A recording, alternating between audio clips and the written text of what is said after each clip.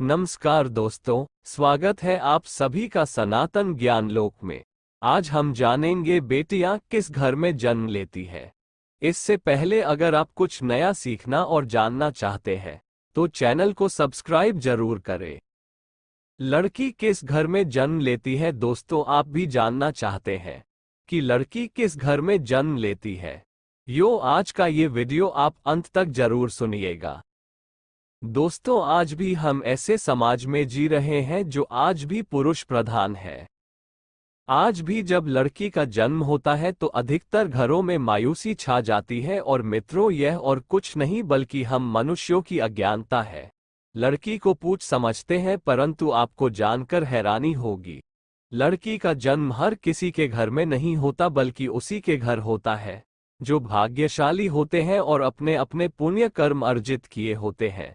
और आज हम आपको यही बताने जा रहे हैं कि भगवान कैसे घरों को लड़की का जन्म देने के लिए चुनते हैं और वह कौन से पुण्य कर्म है जिसकी वजह से कोई भी इंसान बेटी का माँ बाप बनता है। दोस्तों, एक भगवान श्री कृष्ण से अर्जुन पूछते हैं कि माधव, किन कर्मों के कारण किसी के घर पुत्री धन की प्राप्ति होती है, अर्थात कैसे घरों में बेटियों का जन्म होता है। तब श्री कृष्ण अर्जुन से कहते हैं, हे पार्थ, अगर किसी के घर बैठे भाग्य से होते हैं तो बेटियां सौभाग्य से, और जो भी स्त्री या पुरुष अपने पूर्व जन्म में पुण्य कार्य अर्जित किए होते हैं उन्हें ही एक बेटी के माता पिता होने का सौभाग्य प्राप्त होता है। बेटियों को जन्म के लिए उन्हीं घरों को चुना जाता है जो बेटियों का भार सहन कर सके, क्योंकि तीनों लोकों में स्त्री अर्थात बेटियां ही ऐसी होती है जिसका भार हर कोई सहन नहीं कर सकता। वह बेटियां ही होती हैं जो इस सृष्टि को निरंतर चलाएं, मान होने के लिए अपना सर्वस्व निछावर कर देती हैं। हे अर्जुन, पर जिस दिन इस सृष्टि में बेटियों का जन्म लेना रुक जाएगा उस दिन सृष्टि भी है और धीरे धीरे इस सृष्टि का अंत हो जाएगा। मित्रों, भगवान श्री कृष्ण के इन बातों पर गौर किया जाए तो उनका कहा बिल्कुल सही है, क्योंकि बेटियां अगर नहीं होंगी तो किसी का भी वंश आगे नहीं बढ़ सकता। दोस्तों, आपने भी कई लोगों को कहते सुना होगा कि जिस घर में बेटी का जन्म होता है वह घर स्वर्ग के समान होता है, क्योंकि बेटा तो केवल एक कुल को रोशन करता है, बेटियां तो दो कुलों को रोशन करती है। माता पिता के घर वो बेटी के रूप में अपने उत्तरदायित्व का निर्वहन करती है, तो ससुराल आकर एक बहू के रूप में सारे कर्तव्यों का पालन करती है। दोस्तों, आजकल आप सुनते ही हो, बेटियां बहू परिवार में किसी के मर जाने पर उसका वर्णन नहीं कर सकते, लेकिन ये बिल्कुल भी सही नहीं है, क्योंकि रामायण में बताया गया है कि प्रभु श्री राम के पिता राजा दशरथ की मृत्यु हो गई तो माता सीता अर्थात राजा दशरथ की बहू ने ही उनका पिंडदान किया था, जिससे उन्हें जन्म मरण के चक्र से मुक्ति मिल गई थी। इतना ही नहीं, हिंदू धर्म शास्त्रों में बताया गया है कि बेटियां भी अपने पिता के नाम का पिंडदान कर सकती हैं। वही अगर ससुराल पक्ष में कोई पुरुष नहीं है तो इस स्थिति में बहू भी पिंडदान कर सकती है।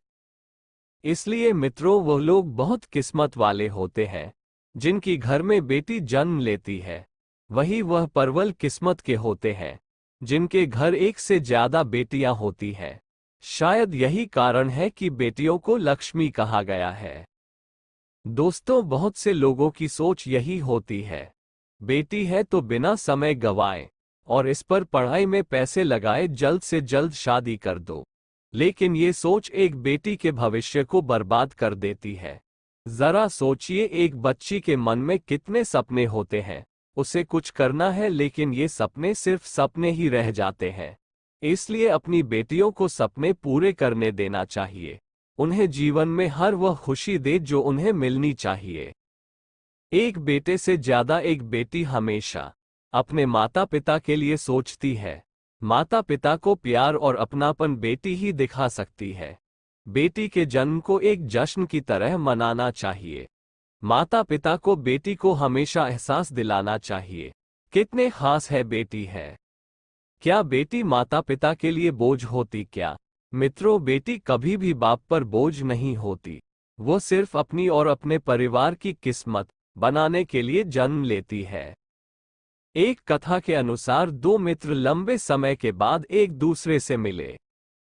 एक दोस्त ने दूसरे से उसका हाल पूछा तो जवाब में उसने कहा कि मेरे हाल तो एकदम बढ़िया है, और हो भी क्यों ना मेरे दो बेटे जो है। तभी वह अपने दोस्त से पूछता कि तेरे घर में कितने बच्चे हैं। दोस्त खुशी के साथ बताता है कि मेरे घर में दो बेटियां हैं। उसका दोस्त भगवान का शुक्रिया अदा करता हुआ कहता है कि मैं धन्य हूं, मेरे घर बेटियां नहीं। ये सुनकर पिता की आंखों में आंसू आ गए। तभी उसकी बेटी पिता के मित्र से कहती है कि अंकल, भगवान हमेशा भाग्यवान को ही बेटी देते हैं, कभी गरीब को बेटी के रूप में माता लक्ष्मी नहीं देते। भगवान उसी को पुत्री का सुख देते हैं जिसके अंदर पालने की सामर्थ्यता होती है, जो गरीब होकर भी अपनी बेटी को पाल सकता है। एक बार स्वामी विवेकानंद वैष्णो देवी की सीढ़ियां चल रहे थे। बगल से किसान अपनी बेटी को कंधे में बिठाए चढ़ाई चल रहा था। तभी स्वामी विवेकानंद ने कहा कि बाबा, आपकी बेटी का बोझा आपको लग रहा होगा, इसको मैं उठा लेता हूं और माता वैष्णो के दरबार तक ले चलता हूं।